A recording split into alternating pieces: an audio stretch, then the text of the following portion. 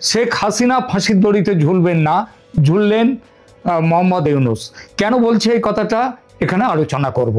এই যে রায়টি দেয়া হয়েছে গতকাল, এটা কেবল একটি বিচারিক সিদ্ধান্ত নয়, বরং এটি বাংলাদেশের অন্তর্বর্তীকালীন সরকার এবং বিশেষত নোবেল লরিয়েট মোহাম্মদ ইউনূসের আন্তর্জাতিক সুনাম ও বিশ্বাসযোগ্যতার জন্য একটি তার উপরে একটা মারাত্মক আঘাত।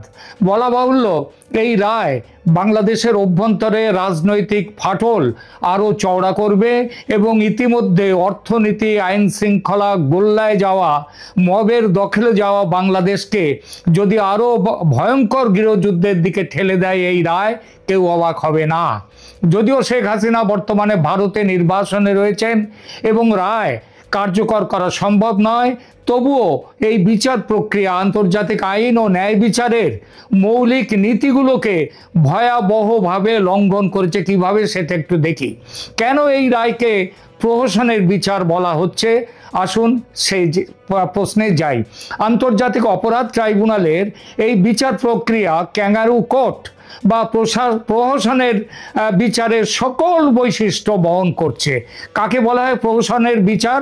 তার মূল লক্ষণগুলো হলো রায় আগে থেকে নির্ধারিত থাকা, নিরপেক্ষতার অভাব, আইনি প্রতিনিধিত্বের অধিকার থেকে বঞ্চিত করা, প্রমাণ দমন করে দেওয়া, প্রমাণ নষ্ট করা এবং যথাযথ প্রক্রিয়ার লঙ্ঘন করা।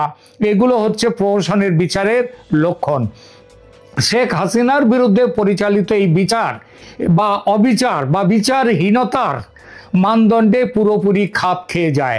প্রথমত, শেখ হাসিনাকে তার অনুপস্থিতিতে বিচার করা হয়েছে। আন্তর্জাতিক আইনের মৌলিক নীতি অনুযায়ী অভিযুক্তের নিজের বিচারে উপস্থিত থাকার অধিকার রয়েছে।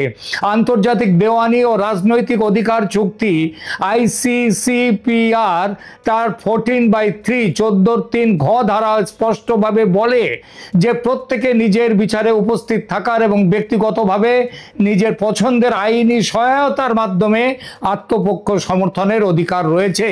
যদিও ব্যতিক্রম পরিস্থিতিতে অনুপস্থিতিতে বিচার যায়, তাহলেও সেটা তখনই করা যায় যখন অভিযুক্ত ইচ্ছাকৃতভাবে বিচার এড়াচ্ছেন এবং তার অধিকারগুলো অর্থাৎ ন্যায়িক বিচার, সম্পূর্ণ সঠিক বিচার পাওয়ার অধিকারগুলো সম্পূর্ণভাবে সংরক্ষিত থাকা সত্ত্বেও তিনি যখন গড় হাজির থাকেন অভিযুক্ত, তখন তার অনুপস্থিতিতে বিচার করা যায়। বলা বাহুল্য, এখানে বিচার প্রক্রিয়ায় শেখ হাসিনার ন্যায়িক অধিকার আদৌ রক্ষিত হয়নি এবং এটা একটা সুষ্ঠু ন্যায় বিচারের যে পক্ষে সেই রকম ব্যবস্থা সেখানে ছিল না। তো তার জন্যে আজকে এই অবস্থা, তিনি সেখানে যেতে পারেননি এবং এটা আগাগোড়া এই বিচার হচ্ছে প্রতিশোধ স্পৃহা থেকে তৈরি করা একটা বিচার প্রক্রিয়া। দ্বিতীয়ত, ট্রাইব্যুনালের বিচারকদের নিরপেক্ষতা নিয়ে গুরুতর প্রশ্ন রয়েছে। জাস্টিস মোহাম্মদ গোলাম মর্তুজা মজুমদারের নেতৃত্বে থাকা 3 সদস্যের প্যানেলের বিচারকরা সবাই রাজনৈতিকভাবে আওয়ামী লীগ বিরোধী, বিএনপি, জামাত এদের সাথে যুক্ত এবং তাদের সাথে প্রকাশ্যভাবে সম্পৃক্ত। প্রধান প্রসিকিউটর তাজুল ইসলাম, তিনিও জামাতের লোক। এটা বিচারিক প্রক্রিয়ার নিরপেক্ষতার স্পষ্ট লঙ্ঘন। তৃতীয়ত, শেখ হাসিনাকে তার পছন্দের আইনজীবী নিয়োগের সুযোগ দেয়া হয়নি। তিনি যাদেরকে নিয়োগ দিতে চেয়েছিলেন ঢাকার, তাদের সেই নিয়োগটা এগুলো গ্রহণ করা হয়নি। ট্রাইব্যুনাল রাষ্ট্রীয়ভাবে শেখ হাসিনার জন্য একজন আইনজীবী নিযুক্ত করেছে।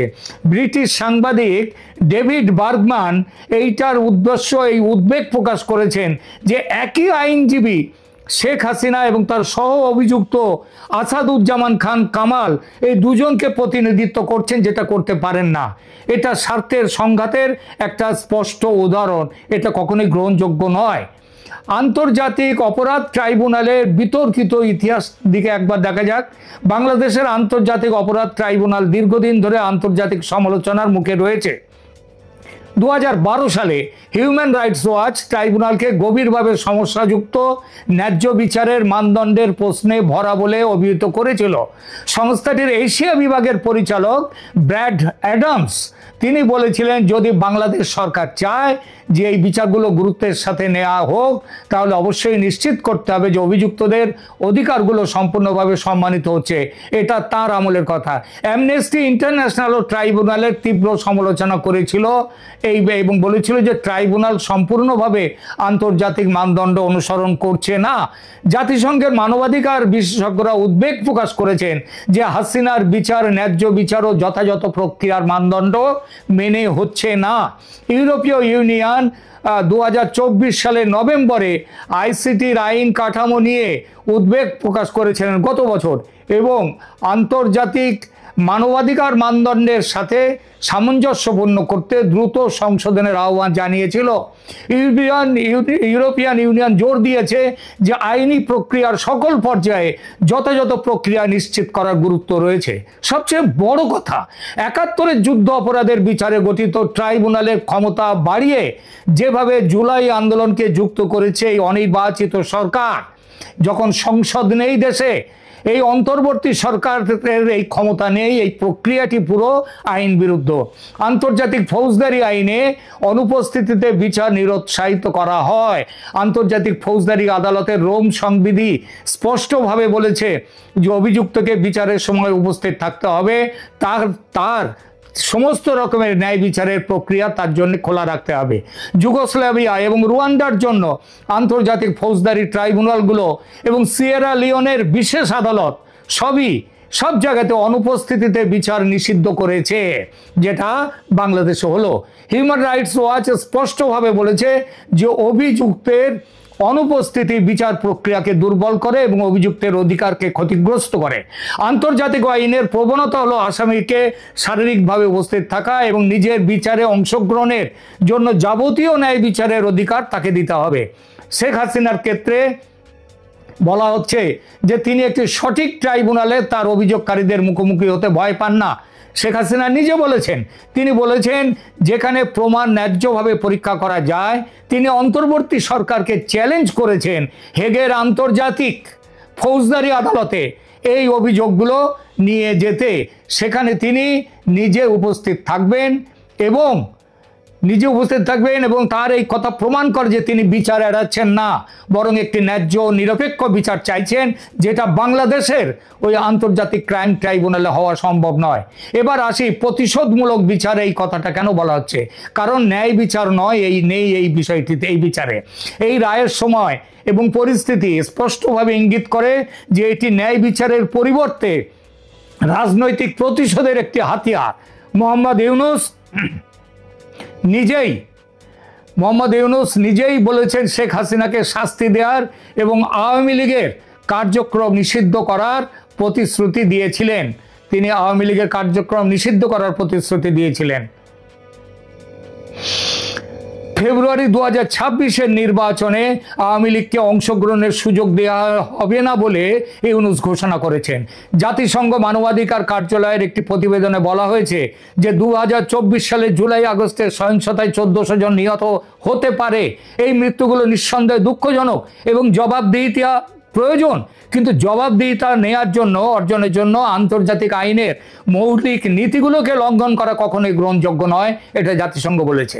জাতিসংঘের একটি আবেদনে বলা হয়েছে যে আইসিটির সামনে বিচারগুলো রাজনৈতিক প্রতিশোধে ভরা পরিবেশে পরিচালিত হচ্ছে। আবার খেয়াল করুন, এটা জাতিসংঘ বলেছে, যে জাতিসংঘের কাছে একটি তাদের বক্তব্যে বলেছে যে এটা রাজনৈতিক প্রতিশোধে ভরা পরিবেশে পরিচালিত হচ্ছে একটি অনির্বাচিত অন্তর্বর্তীকালীন সরকারের অধীনে, যার নিজেরই কোনো গণতান্ত্রিক ম্যান্ডেট নেই।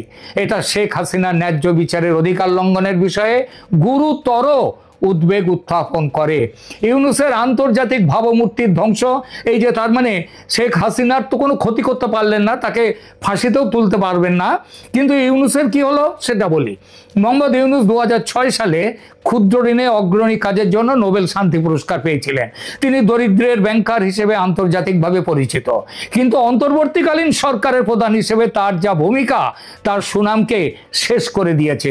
ইউনূস সরকারের অধীনে বাংলাদেশ মানবাধিকার লঙ্ঘনের একের পর এক অভিযোগের মুখোমুখি হয়েছে।